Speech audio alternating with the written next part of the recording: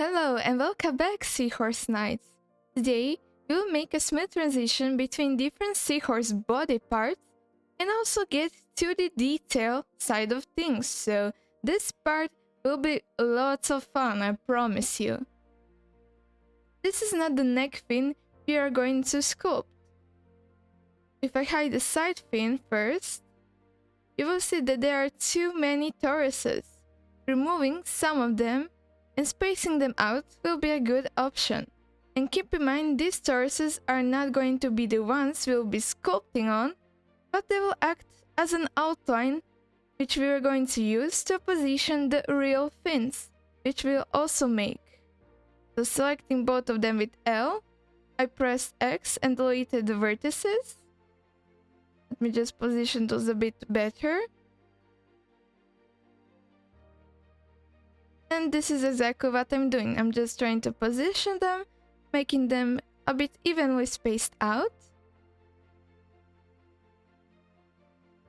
Now that I'm happy with the result, what I'm going to do is add a plane that will serve as a new fin. So what I'm going to do is go into edit mode and rotate it around the y-axis. And now we need to make the curvature. We can do that if we split this face in half. Ctrl R will give us the option to add a loop cut and sort of split the face in half, exactly what we need. And then I will press escape instead of clicking, so it automatically cancels the movement and snaps to the middle. I also will position this a bit down on the z-axis and add 2 more loop cuts. So Ctrl R, escape, so it cancels the movement, and also bring them down. And one more thing I also want to do, as you can see, it tapers down, so I want to make this bottom part more narrow. So I will just scale it on the y-axis, about 1 square. But if you look at it from this side, you can see it does not have any volume. And we can fix that with the modifier, so I will go and add a modifier called solidify. This will add some thickness, but I want to make sure the offset is at 0. And of course, thickness I will just gradually increase. And I think 0.15 should be good enough. Of course, we have some weird edges here, so let us add the subdivision surface modifier, which will smooth them out. Of course, value of 1 is still too small, so I'll go down here and increase the value to at least 3. And of course, by holding and dragging the little dots here, I can move the order of the modifiers, and different order gives you different effects, so I will keep the subdivision modifier above the solidify. Let me now unhide the seahorse. Now let us actually start positioning this part. So I'll position this one in object mode, rotate it, scale it, and then I'll go with it to the edit mode, and I'll just keep duplicating it the same way we did for the toruses. I also enable the X-ray mode so I can see it through a bit better.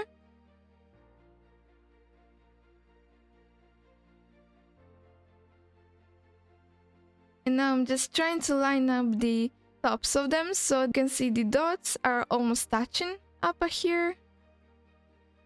And that is what I'm trying to accomplish. Of course, take your time to position them, since it will make the process much easier in the later ends.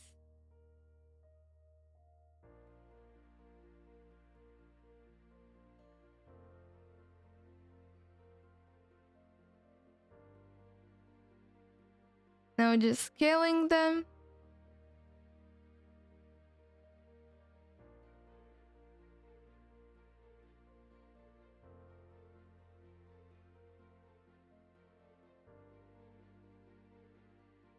And this is one of those they call trust the process.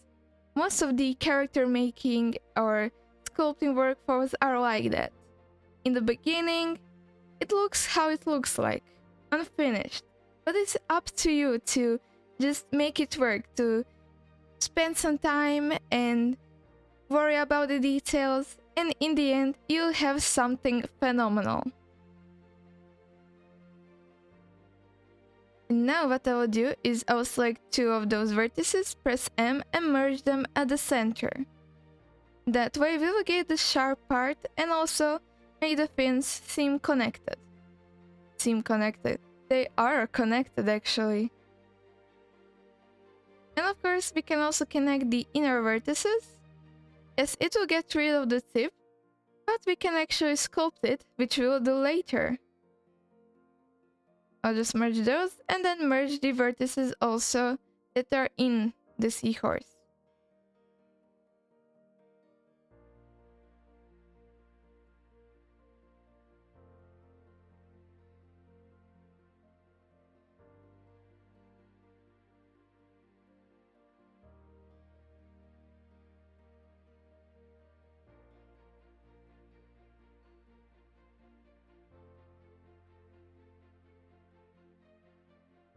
So merge those inner vertices.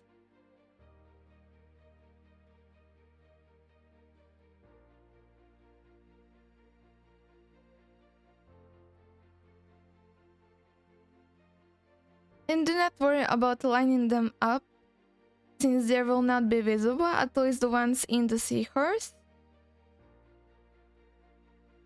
And now, if I hide the torsos, this is how it looks like. Let me just make sure this transition is a bit better. I will actually lower it down.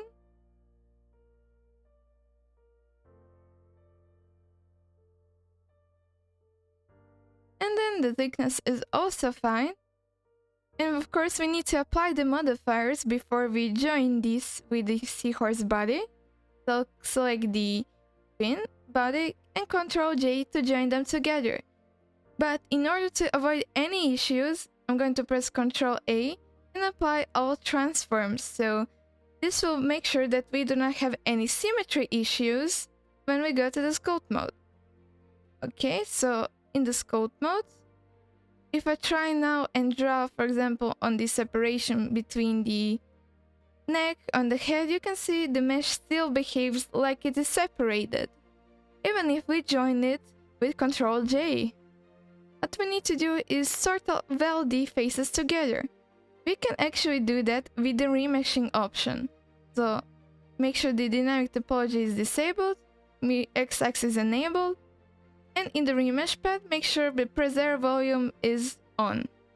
So what we will do is actually by pressing R, I can see the size of the faces that will be on my model once I remesh. So I'll put it to 0.045 and I can press Ctrl R to remesh. And you can see it sort of welds our parts together.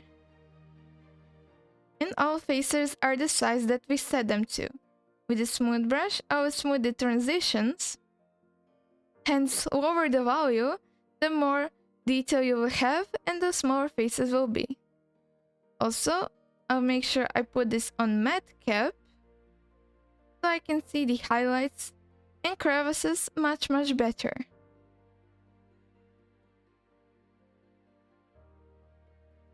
I'm now smoothing the back since it seems a bit too sharp,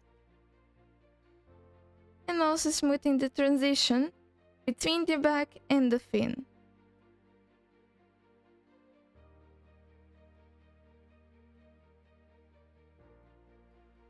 Of course, let me also smooth the tail and the body. And feel free to just grab some inflate brush or other brushes to add the volume we actually removed while smoothing. So I'm just adding volume and smoothing to get a better result.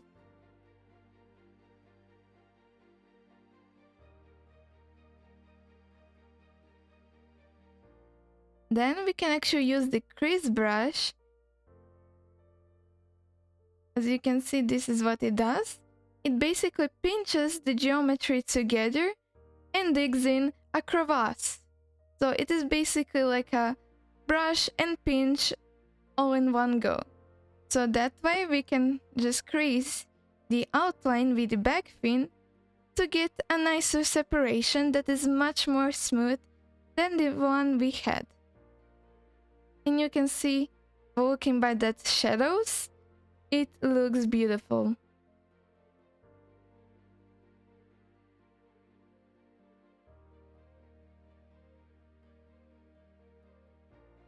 Of course, I've also creased the neck like this. As you can see in the reference, the separation is highlighted quite a bit. And of course, with the grab brush, I can line it up a bit more.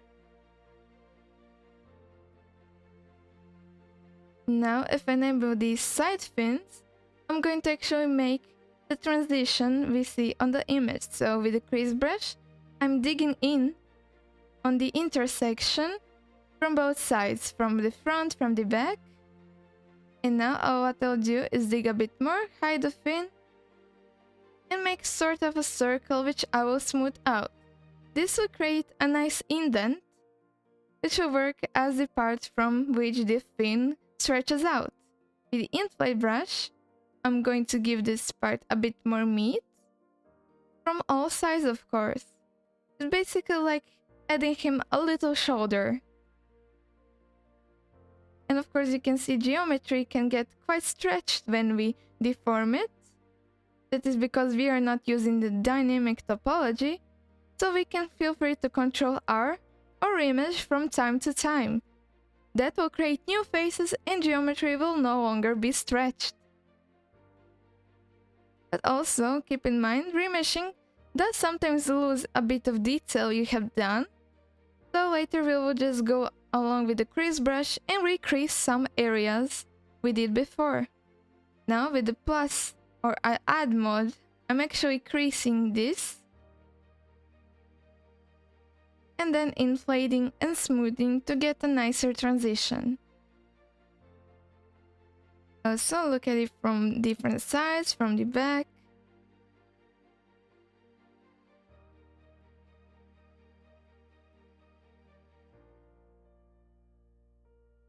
With the grab brush, we can also easily move the geometry.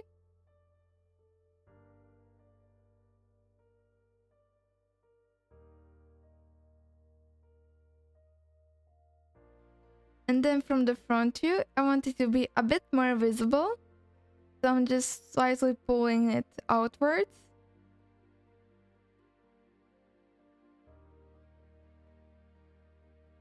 And making sure this is nice from even the bottom view.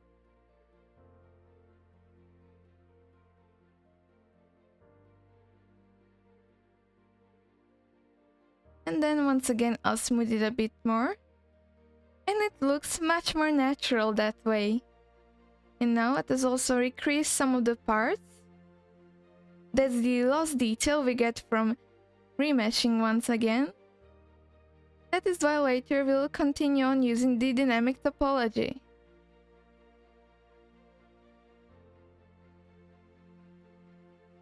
With the draw sharp selected, I'm going to make sure I'm in subtract mode, and I'll dig in the hole for the mouth part. So from the front view and from the side view, I'm just roughly blocking out the mouth. With the inflate brush, then I'm just going to make sure I add some more thickness, which will automatically make it seem as the crease is more deep. And then with the crease brush, I'm going to pinch it together. And do not worry, it will look much better. Once we add more detail we can sculpt on, it will look much more natural. Of course, with the grab brush, I'm just now fixing the shape a bit more, making the transition between the head and the mouth a lot smoother. And then with the crease brush, I'm further going to crease the mouth.